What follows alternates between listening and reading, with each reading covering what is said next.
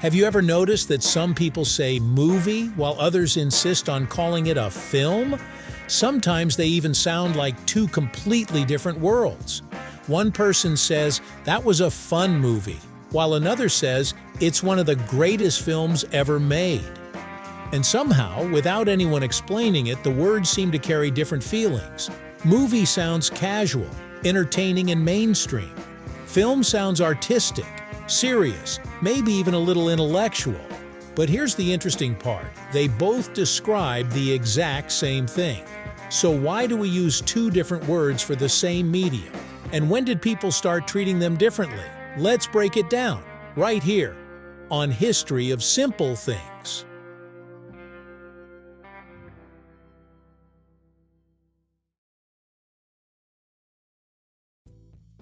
To understand the difference between movies and films, we have to go back to the birth of cinema itself. In the late 1800s, inventors around the world were experimenting with ways to capture moving images. Early devices created short clips of people walking, trains arriving, or workers leaving factories. These moving pictures quickly became a public fascination. The word film came first, and it was originally very literal. Early motion pictures were recorded on thin strips of photographic material called film stock. The material itself was made from chemicals coated onto transparent strips, which captured light frame by frame inside a camera. So when people talked about making a film, they were literally talking about recording images onto physical film. The word movie came shortly after. It was simply a shortened version of moving picture. Around the early 1900s, audiences started calling them movies because the pictures moved. The term felt informal, catchy, and easy to say. Over time, both words survived, but they slowly developed different cultural meanings. Technically speaking, there is no hard scientific difference between a movie and a film.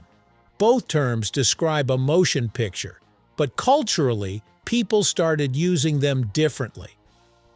The word movie became associated with entertainment. When someone says movie, people often think of popcorn, superheroes, comedy, action scenes, or something fun to watch on a Friday night. The word feels casual and accessible. Meanwhile, film became connected to artistry and serious storytelling. Critics, directors, and film schools often preferred the term because it emphasized cinema as an art form rather than simple entertainment. Calling something a film sometimes suggests deeper themes, creative cinematography, symbolism, or emotional complexity.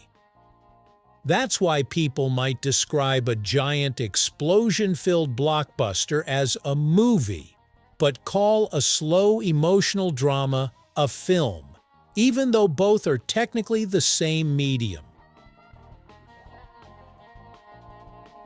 As the entertainment industry exploded in the 1920s and 1930s, Hollywood became a global powerhouse. Massive studios produced glamorous stars, huge adventures, musicals, westerns, and comedies designed for mass audiences. These productions were heavily marketed as movies. Movie theaters themselves became part of everyday culture. Families went to the movies, couples had movie nights, newspapers published movie schedules. The word became tied to popular entertainment for ordinary people. At the same time, intellectuals and artists wanted cinema to be respected alongside literature, theater, and painting. European directors especially pushed the idea that cinema could be deeply artistic and philosophical. As a result, the word film became more common in academic and artistic circles. This split created the modern perception we still have today. Interestingly, some people feel very strongly about using one word over the other. For some movie lovers, calling something a film sounds pretentious, as if someone is trying too hard to sound sophisticated. But for cinephiles and filmmakers, the word film can represent a respect for the craft itself. A director might say, "I want to make films because they see their work as artistic expression." Meanwhile, someone else might say, "I just want to watch a movie because they simply want entertainment." Neither word is wrong, they just carry different emotional tones. Even famous directors use both terms interchangeably. In interviews, you'll hear filmmakers casually switch between movie and film depending on the conversation. In reality, the line between them is blurry. Here's where things get even more interesting. Today, many productions are no longer shot on actual film stock at all. Most modern movies, or films, are captured digitally using advanced electronic cameras. In other words, a huge percentage of films today are not technically filmed on film. Despite that, the word survived because its meaning evolved beyond the physical material. Film no longer just describes the recording medium. It now represents the artistic identity of cinema itself.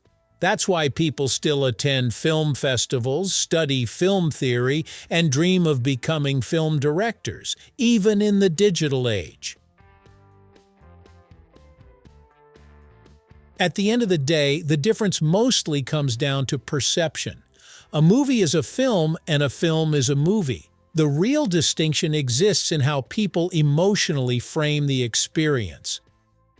If someone says, "Let's watch a movie," it sounds relaxed and entertaining. If someone says, "That film changed my life," it sounds emotional, thoughtful, and artistic. But the truth is, even the silliest popcorn blockbuster can contain incredible filmmaking, while an award-winning film can still simply be entertaining.